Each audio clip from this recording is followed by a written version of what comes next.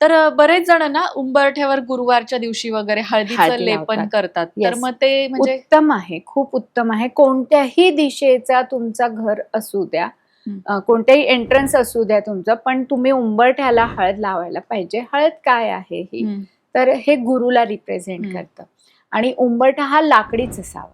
Okay. बऱ्याचदा मी जेव्हा सांगते की तुम्ही या कलरचं लावा, तर मला क्लायंट विचारतात की मग मॅडम आम्ही डायरेक्ट हेच लावून टाकूया का, एखादा दगड किंवा स्टोन, मार्बल? तर नाही. त्याच्या मागचं रिझन हे आहे की लाकूड जे आहे ना ते एनर्जीला ब्रेक करतं. जेव्हा आपल्याला कोणाला करंट लागलं तर आपण काय करतो, पटकन एखादं लाकूड बघतो ना, का तर ते ब्रेक करतं.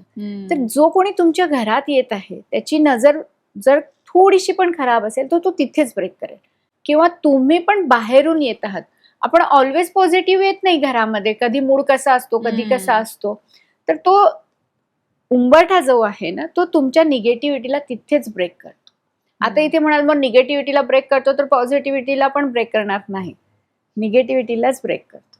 बरोबर. पॉझिटिव्हिटीला ब्रेक करत नाही. आता मला करंट नाही लागलेलं तरी मला लाकूड हे केलं तर काही होणार आहे का? नाही ना. सेम तसंच. त्यामुळे उंबरठा हा लाकडी असावा. इट्स नॉट कंपल्सरी की तो फक्त सागवानचाच पाहिजे, याचाच पाहिजे, कोणताही चालणार आहे. फक्त लाकडी पाहिजे उंबरठा. आणि त्याला हळदीचं लेपन किंवा चालेल जर तुम्ही करत असाल तर इट्स गुड. नाही पण केलं तर मी ज्याप्रमाणे आता डायरेक्शन वाईज कलर करायला सांगितलं तसं केलं तरी हरकत नाही.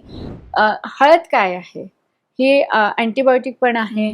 ती आधी बघा, आधी लेपन का करायचे, कारण सरपटणारे प्राणी असायचे वगैरे, याच्यासाठी पण ते पॉझिटिव्ह असायचं. बरोबर. आणि तशी ही हळद ही पॉझिटिव्हिटी आणते घरामध्ये.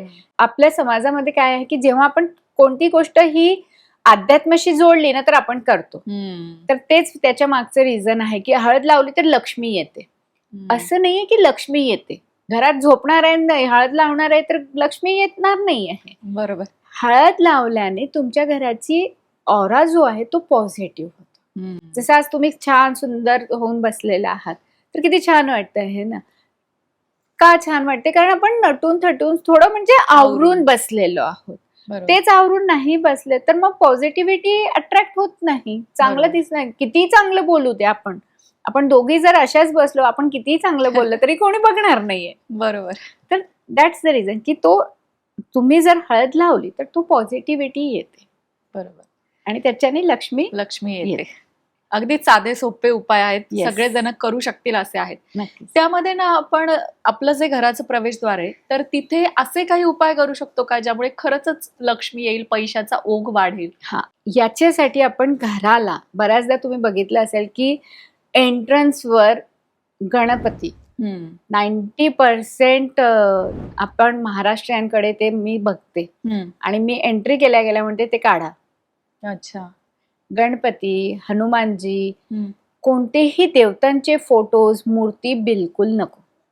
हे तर नकोच. का नको? देवता देवघरात, ते आपल्या घरातले पहरेदार नाही. त्यांची प्रतिकृती म्हणून तुम्ही ओम लावा, स्वस्तिक लावा. तर जसं तुमचा प्रश्न होता की घरामध्ये लक्ष्मी यावी खरोखरच, याच्यासाठी आपण काय करू शकतो, तर आपण आपल्या मुख्य द्वाराला स्वस्तिक लावायला पाहिजे. अच्छा. घरामध्ये लक्ष्मीची कृपा असावी, लक्ष्मी सतत नांदत राहावी, यासाठी जर उत्तरेचा एंट्रन्स असेल तर तुम्ही चांदीचा स्वस्तिक लावू शकता. अच्छा. आता चांदीचा पॉसिबल नसेल तर रिलेटेड टू चांदी, म्हणजे सेकंड चांदी जी आहे आजकाल ती तुम्ही वापरू शकता. पूर्व दिशेचा एंट्रन्स आहे तर तुम्ही वुडन मध्ये लावू शकता. स्वस्तिक लावायचं आहे. आणि स्वस्तिकचा जर तुम्हाला पॉसिबल झालं तर 9 इंच असा आणि 9 इंच असा, म्हणजे 9 इंचाचा तो पाहिजे स्वस्तिक, तर इट विल द बेस्ट. नाही मिळाला हरकत नाही, जो मिळाला तो तुम्ही लावू शकता. त्याच्यानंतर वेस्ट, पश्चिम दिशामध्ये तुम्ही व्हाईट कलरचा, पांढऱ्या कलरचा स्वस्तिक लावायचा आहे. आणि दक्षिण दिशेमध्ये तुम्हाला जर आपल्या घर काही नाही आहे आपल्याजवळ, घरामध्ये कुंकू असतंच, कुंकूने तुम्ही स्वस्तिक तिथे करू शकता. लाल रंगाचा दक्षिण दिशेला तुम्ही लावू शकता. तर याच्याने नक्कीच तुमच्या घरामध्ये लक्ष्मी ही नांदेल. कारण स्वस्तिक मध्ये एवढे गुण आहेत की तो तिथली एनर्जी 108 पटीने वाढवतो. अरे बापरे. म्हणजे तो तितका पॉझिटिव्ह करतो. म्हणजे आम्ही बऱ्याचदा मी फक्त स्वस्तिक, बऱ्याच माझ्या क्लायंटला स्वस्तिक काढायला सांगते की तुम्ही इथे इथे इथे फक्त स्वस्तिक काढून ठेवा, झालं. एकदम सोपी रेमेडी असते आणि त्याच्याने त्यांना फायदा पण होतो. 1 रुपया लागत नाही. घरामध्ये कुंकू वगैरे असतं किंवा दुसऱ्या काही गोष्टींनी मी त्यांना सांगतेस की याच्याने तुम्ही स्वस्तिक इथे काढा.